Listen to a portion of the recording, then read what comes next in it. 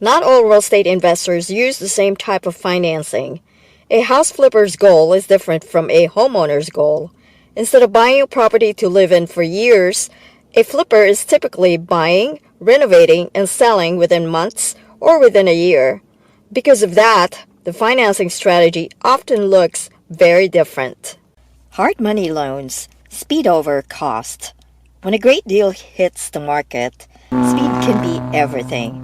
Hard money lenders focus primarily on property's value and investment potential rather than the borrower's income history. These loans often close much faster than traditional mortgages, making them popular among experienced investors competing for distressed properties. What's the trade-off? Higher interest rates and fees. For many flippers, the question is not, what's the cheapest loan? It's actually better to ask, can I close fast enough to get the deal? The trade-off? Higher interest rates and fees. For many flippers, I hear them ask, what's the cheapest loan? And I say back, well, we have to close fast enough to get the deal. Fix and flip loans, built for investors. This is designed specifically for real estate investors.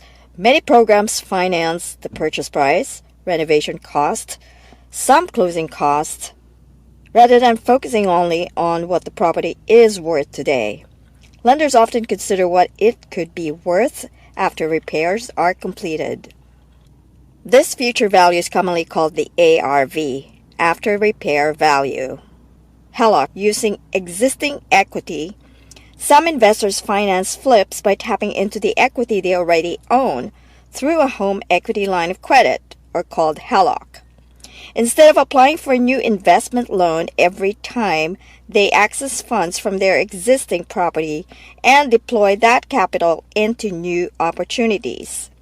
This strategy can reduce financing costs, but it also places existing equity at risk if the project does not go as planned. Conventional investment loans. If the property is already in good condition and requires only cosmetic improvements, some investors use traditional investment property financing.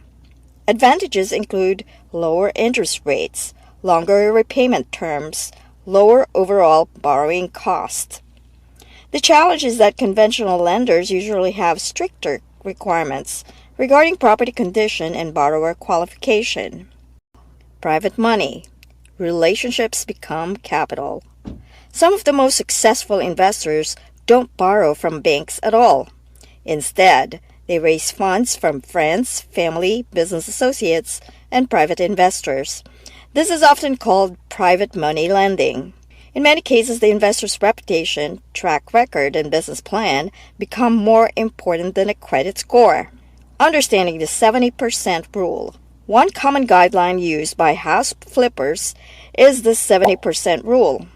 This formula helps investors estimate the maximum price they should pay for a property while leaving room for renovation expenses, financing cost, holding cost, closing cost, and profit. While not a law, it is a widely used starting point when evaluating potential deals.